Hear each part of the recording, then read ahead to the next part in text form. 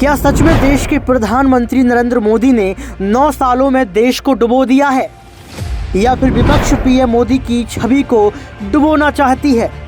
क्या राहुल गांधी पीएम मोदी के आंकड़ों का जवाब दे पाएंगे? भाजपा पार्टी के 9 सालों की जमीनी हकीकत पर हुआ बड़ा खुलासा।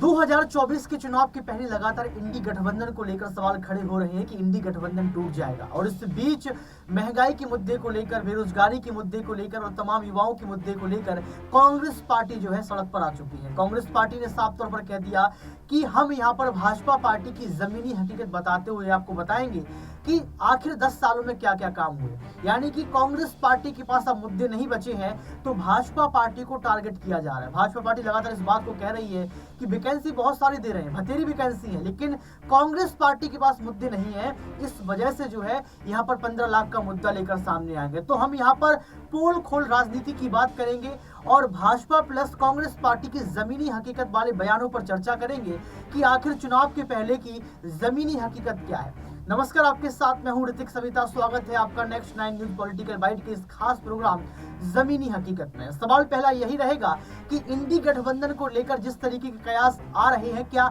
इंडी गठबंधन टूट चुका है? दूसरा सवाल ये रहेगा कि जिस राज्य में जो है राहुल गांधी प्रवेश कर रहे हैं, प्रियंका गांधी प्रवेश कर रही हैं, तो वहां पर जो है 2024 का चुनाव प्रचार भी साथ साथ किया जा रहा है। आकाश हमारे साथ मौजूद है, आकाश से जानने का प्रयास करेंगे कि आखिर वह इस मसले को लेकर जो है क्या सोचते हैं और उनकी राय क्या है। आकाश, आपका बहुत बहुत स्वागत है। आकाश, मेरा आपसे सीधा सवाल यही रहेगा कि 24 के चुनाव के पहले पहले क्या इंडी गठबंधन टूट जाएगा? क्योंकि यहाँ पर कांग्रेस पार्टी जो है भाजपा पार्टी की जमीनी हकीकत को तलाशने का प्रयास कर रही है। जी वाकई में देखिए ऋतिक जी, मैं आपको बता दूं कि जिस तरीके से इंडिया गठबंधन से जो खबरें बाहर आ रही हैं और लगातार कहा जा रहा है कि ये अब गठबंधन टिकने वाला नहीं है, और अगर ऐसा कहा जाए तो इंडिया गठबंधन फिलहाल टूटा हुआ ही है, क्योंकि जितने पार्टी के नेता एक साथ आए थे अब एक दूसरे के विरोध में चुनाव लड़ रहे हैं विधानसभा के, तो कहीं ना कहीं अभी तो सब अलग है। लेकिन जो इंडिया गठबंधन बनाया गया था वो केंद्र के चुनाव के लिए बनाया गया, और ऐसे में अगर केंद्र के चुनाव के लिए सब एक नहीं होते हैं, और वो फूट लगातार देखने को मिल रही है। अखिलेश यादव का पहला बयान आया, अखिलेश यादव ने कहा कि राहुल गांधी धोखा करते। अच्छा हुआ कि उन्होंने पहले बता दिया, वरना बाद में धोखा करते तो दिक्कत होती। मध्य प्रदेश में उन्होंने जो है अखिलेश की सीटें खा ली, इस पर अखिलेश यादव ने तंज कसा, अब उनको जाके सीटें वापस मिली। वहीं नीतीश कुमार की अगर बात करें तो बिहार के राजनीति का बड़ा चेहरा नीतीश कुमार भी इस बात को दोहराते हैं कि मुझे राहुल गांधी से कोई मतलब नहीं, इंडिया गठबंधन से कोई मतलब नहीं। तो कहीं ना कहीं इंडिया गठबंधन के जो नेता है वो लगातार इस बात को बोल रहे हैं कि इंडिया गठबंधन जो है टिकने वाला नहीं, और खुद उनके अंदर जो रार है वो दिख रही है कि लगातार आपस में भिड़े रहते हैं। कभी नीतीश कुमार राहुल पर हमला बोलते हैं, कभी अखिलेश यादव राहुल पर, तो कभी राहुल अखिलेश पर। लालू यादव बीच में आके एक जुड़ाव का काम कर रहे हैं। इस वक्त आपको बता दें कि अखिलेश यादव की और जब राहुल के बीच में जो मतभेद हुआ था उसमें लालू यादव एक मुख्य चेहरे के ऊपर आए, तो दोनों को जो है मिलाने की बात करने लगे। लेकिन ऐसे में जो अभी फिलहाल देखने को मिल रहा है, क्योंकि विधानसभा के चुनाव में सारे नेता एक दूसरे के विरोध में, तो कहीं ना कहीं अगर कोई भी नेता अगर 2 राज्यों 3 राज्यों में किसी की पार्टी चुनाव जीत जाती है तो वो इंडिया गठबंधन क्यों बनाएगी? वो इंडिया गठबंधन से हटना चाहेगी और खुद अकेले लड़कर चुनाव लड़ना चाहेगी। यही अखिलेश यादव कर रहे हैं। यहाँ पर आकाश ने जो है बारीकी से बताया कि राजनेताओं के बीच की जमीनी हकीकत क्या है। यानी कि आकाश ने ये बताया कि कांग्रेस पार्टी जो दावा ठोकती है कि महंगाई कर दी, कांग्रेस पार्टी जो दावा ठोकती है कि 15 लाख रुपए नहीं आए, यानी कि 4-5 मुद्दे अगर कांग्रेस पार्टी के अलग कर दिए जाए तो कांग्रेस पार्टी खुद में बिखर चुकी है। लेकिन राहुल गांधी किस तरीके से पीएम मोदी को घेर रहे हैं, पहले आप इस बयान को सुनिए। मैं कन्याकुमारी से कश्मीर तक चला, भारत जोड़ो यात्रा 4000 किलोमीटर हम पैदल चले। कन्याकुमारी से बारिश में, गर्मी में, कश्मीर की बर्फ में हम हिंदुस्तान को जोड़ने के लिए चले। रास्ते में मध्य प्रदेश से भी निकला, लाखों लोगों से मेरी मुलाकात हुई, बातचीत हुई, किसानों से मिला, युवाओं से मिला, माताओं बहनों से मिला, और देश को गहराई से बिल्कुल पास से, सड़क से मैं देख पाया। और इस यात्रा ने मुझे बदल दिया। एक दूसरी दृष्टि से, एक नए तरीके से मैं इस महान देश को देखने लगा। 2-3 सवाल मेरे दिमाग में थे। मैं अपने आप से इस यात्रा पे पूछ रहा था। पहला सवाल यह था कि ये करोड़ों लोगों का देश,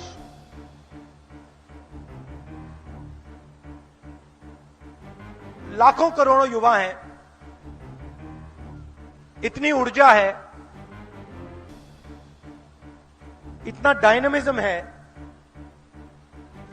इतनी शक्ति है, मगर इन युवाओं को रोजगार क्यों नहीं मिलता? जहां भी मैं गया, किसी भी युवा से मैं पूछता, भाई क्या कर रहे हो? काम नहीं है, बेरोजगार हूं। क्या पढ़े? इंजीनियर बनना चाहता था, इंजीनियरिंग मैंने की। डॉक्टर बनना चाहता था, मेडिकल पढ़ाई की। आज क्या कर रहे हो? डॉक्टर बने, इंजीनियर बने, लॉयर बने, चुप हो जाते थे, मुंह से कुछ निकलता ही नहीं था। और फिर कहते थे नहीं राहुल जी बेरोजगार है। तो मेरे दिल में, दिमाग में यह सवाल उठा कि इतने लोग बेरोजगार क्यों हैं? इसका कारण क्या है? तो सुना आपने इस बयान को सुनने के बाद आपको पता लग गया होगा कि राहुल गांधी ने यहाँ पर चुनावी पुलाव पकाने का पूरा प्रयास किया, जनता को बेवकूफ बनाने का प्रयास किया। 15 लाख की बात यहाँ पर करते हुए नजर आए, तमाम मुद्दों पर जो है भाजपा पार्टी को घेरते आए। लेकिन जो है यहाँ पर आपको बता दें कि इस बयान को सुनने के बाद भाजपा पार्टी लगातार जो है कांग्रेस को टारगेट कर रही है और ये कहा जा रहा है कि जो आपने 17 साल में नहीं किया वो यहाँ पर जो है कहीं ना कहीं हम लोगों ने 10 सालों में कर दिया। लेकिन राहुल गांधी की बात में कितनी सच्चाई है, काम हुआ है 9 सालों में या नहीं हुआ है, इस पर एक रिपोर्ट आप देखिए, जिस रिपोर्ट में जमीनी हकीकत पर खुलासा हुआ है कि जनता के लिए भाजपा सरकार ने कितने काम किए और कितने काम नहीं किए। लोकसभा चुनाव 2024 के पहले देश के प्रधानमंत्री नरेंद्र मोदी की जमीनी हकीकत क्या है? जमीन पर कुछ काम हुए हैं या फिर विपक्ष सिर्फ और सिर्फ प्रधानमंत्री नरेंद्र मोदी की छवि को खराब करना चाहता है? पीएम मोदी ने रिसर्च के आंकड़ों को शेयर करते हुए कहा कि इस बात का संकेत है कि भारत सामूहिक समृद्धि के साथ उल्लेखनीय प्रगति कर रहा है। एसबीआई रिसर्च में इनकम टैक्स रिटर्न फाइलिंग के मुताबिक भारतीयों की औसत आय में बीते 9 वर्षों में सराहनीय उछाल दर्ज किया गया है। फाइनेंशियल ईयर 2014 में जो इनकम 4.4 लाख रुपए थी वह बढ़कर 13 लाख रुपए हो गई है।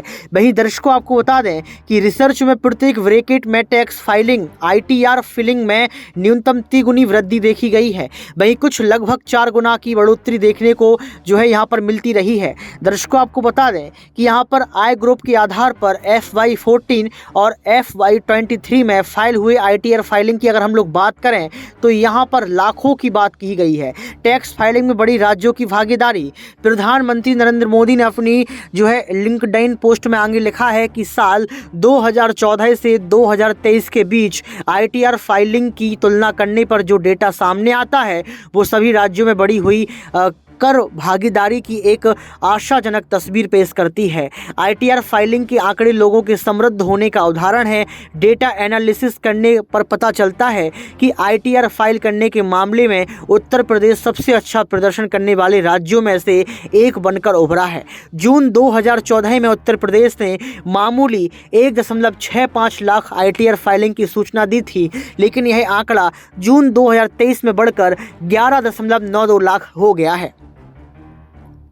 दर्शकों, आपको बता दें कि एसबीआई की रिसर्च रिपोर्ट में भी एक उत्साह बढ़ाने वाली बात सामने आई है कि सिर्फ उत्तर प्रदेश जैसे बड़े राज्य ही नहीं बल्कि हमारे छोटे राज्यों और पूर्वोत्तर से मतलब मणिपुर, मिजोरम और नागालैंड जैसे राज्यों ने पिछले 9 वर्षों में आईटीआर फाइलिंग में 20% से ज़्यादा सराहनीय वृद्धि हासिल की है। वहीं दर्शकों, आपको बता दें कि प्रधानमंत्री नरेंद्र मोदी ने अपनी पोस्ट में आगे भारतीय अर्थव्यवस्था को लेकर कहा कि विभिन्न रिसर्च में सामने आए निष्कर्ष न केवल हमारे सामूहिक प्रयासों के दर्शाते हैं बल्कि एक राष्ट्र के रूप में हमारी क्षमता के बारे में भी सकारात्मक तस्वीर पेश करते हैं। पीएम मोदी ने कहा कि बढ़ती समृद्धि राष्ट्रीय प्रगति के लिए शुभ संकेत है और निसंदेह हम आर्थिक समृद्धि के एक नए युग के शिखर पर खड़े हैं।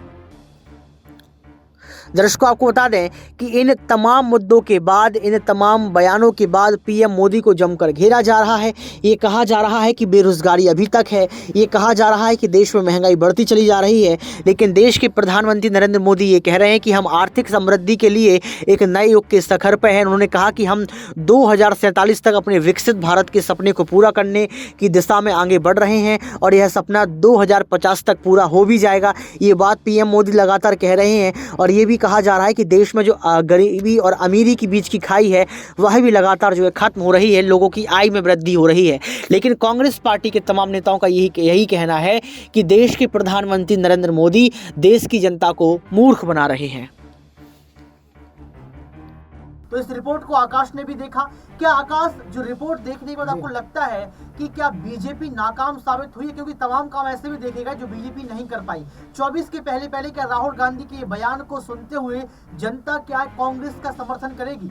देखिए ऋतिक जी, मैं आपको बता दूं कि जिस तरीके से आम आदमी पार्टी की बात कर लीजिए और कांग्रेस पार्टी की बात कर लीजिए और फिर अगर भारतीय जनता पार्टी की बात करें तो कुछ ऐसे काम है जिसमें भारतीय जनता पार्टी पीछे रही। जिससे बड़ा मुद्दा रहा वो रहा मणिपुर का। दूसरा, महिलाओं की सुरक्षा को लेकर जो बात की गई, इन कुछ मुद्दों से भारतीय जनता पार्टी को एक झटका जरूर मिला है। लेकिन भारतीय जनता पार्टी ने कुछ काम ऐसे भी किए जिससे आज भी लोग उनको पसंद कर रहे हैं। लेकिन लगातार सर्वे पे कहीं ना कहीं लोग अखिलेश यादव को छोड़ दिया जाए और अगर बात की जाए राहुल गांधी की तो लोग पसंद कर रहे हैं और कहा जा रहा है कि छत्तीसगढ़ और मध्य प्रदेश में दोबारा से सरकार आ सकती है। लेकिन आपको बता दें कि भारतीय जनता पार्टी जिस प्रकार से फिलहाल कामों में लगी और लगातार लोगों के बीच में जो छाप छोड़ी उन्होंने, जैसे कि उनके कुछ मुद्दे उठा लिए जाए, 370 राम मंदिर, जिससे लोगों की सबसे ज्यादा आस्थाएं थी। और अगर मुस्लिम की बात की जाए तो 3 तलाक वाला, तो कहीं ना कहीं मुस्लिम समुदाय 3 तलाक वाले मामले से भारतीय जनता पार्टी से जुड़ा है। बिल्कुल आकाश, और आकाश ने यहाँ पर तमाम मुद्दे रखे। हालांकि राम मंदिर की चर्चा की गई। राम मंदिर का जो है उद्घाटन होने वाला है, यानी कि रामलला अपने मंदिर में फिर से पहुंचने वाले हैं जनवरी में, जिसमें देश के प्रधानमंत्री 500 मीटर की यात्रा करेंगे और हाथ में रामलला को लेकर विराजमान जो है कर देंगे मंदिर के अंदर। ये मुद्दा है। लेकिन सबसे बड़ी बात यह है कि जमीनी हकीकत को लेकर जनता क्या सोचती है? क्या 24 के चुनाव के पहले यहाँ पर जनता भाजपा को पसंद कर रही है? इस रिपोर्ट को साथ साथ अगर आप उस देश का, उस प्रदेश का, उस शहर का इंफ्रास्ट्रक्चर भी बदल रहे हैं तो बात ठीक है। अच्छा, इनका तर्क ये है कि नाम, पुराना नाम, असली नाम वही था, प्रयागराज था, तो ठीक है, उनका अपना तर्क था, उन्होंने उस तर्क के आधार पर काम किया, उस पर वो इलेक्शन लड़े, जीते। ये तो पॉलिटिकल मुद्दा है, इसमें कुछ गलत सही नहीं है। इंडिया अलायंस जो हुआ है उसमें आपको कमियां नजर आती है? क्या क्या कमियां हैं, क्या क्या खूबियां हैं और कैसी टक्कर दे सकते हैं? बिल्कुल बिल्कुल, आप ये बताइए, इंडिया का जो गठबंधन हुआ है वो गठबंधन जो मुख्य जो बुनियाद है वो यही है कि मोदी का विरोध, मोदी को हटाना है। ठीक है, इसमें कोई दिक्कत नहीं है। लेकिन जब आप मोदी को हटा देंगे, मान लीजिए कि मोदी, मान लीजिए अगले इस चुनाव में, 2024 चुनाव में मोदी हार जाते हैं, तो इनकी तरफ से आपको क्या लगता है, इनकी तरफ से कोई प्रमुख ऐसा मुद्दा है जिस पे ये काम करेंगे? अभी तक ऐसा कुछ नहीं है। इनका कोई नेता है, चाहे राहुल गांधी हो, चाहे ममता बनर्जी हो, चाहे अखिलेश हो, चाहे जिसको मान लीजिए, कोई एक नेता है, आपको ऐसा लगता है जिस नेता के नाम पे जनता इनको चुनाव जिताएगी या सारी पार्टियां एक हो जाएंगी? एक भी ऐसा नेता नहीं है जिसपे सारे नेता हो जाएंगे, सारे नेता एक नहीं होने वाले। हाँ, तो अब मोदी के विरोध में आप गठबंधन बना सकते हैं, लेकिन ये गठबंधन कोई 1977 की तरह से नहीं होगा जिसमें जेपी जैसा नेता था, जेपी ने इंदिरा गांधी का विरोध किया, सारी पार्टियां एक थी और उनने चुनाव लड़ा, चुनाव में हराया। लेकिन यहाँ उस तरह से कुछ नहीं लग रहा है। यहाँ सिर्फ ये है मोदी का विरोध। आप मोदी के विरोध में कोई दिक्कत नहीं, आप मोदी का विरोध करिए, लेकिन आप ये तो देखिए कि कौन से ऐसे मुख्य मुद्दे हैं जिसपे आप एक हैं। आपके पास नेता एक नहीं है, आपके पास नियत एक नहीं है। गांधी नेता नहीं है, नीतीश कुमार, केजरीवाल। अरे मैं ये नहीं, राहुल सबसे बड़ा महातर स्रोत है। राहुल गांधी के नाम पे या बाकी नेताओं के नाम पे, मैं वही तो कह रहा हूँ, ये लोग एक नहीं है। अभी नेता के नाम पे कोई सहमति नहीं बनी है।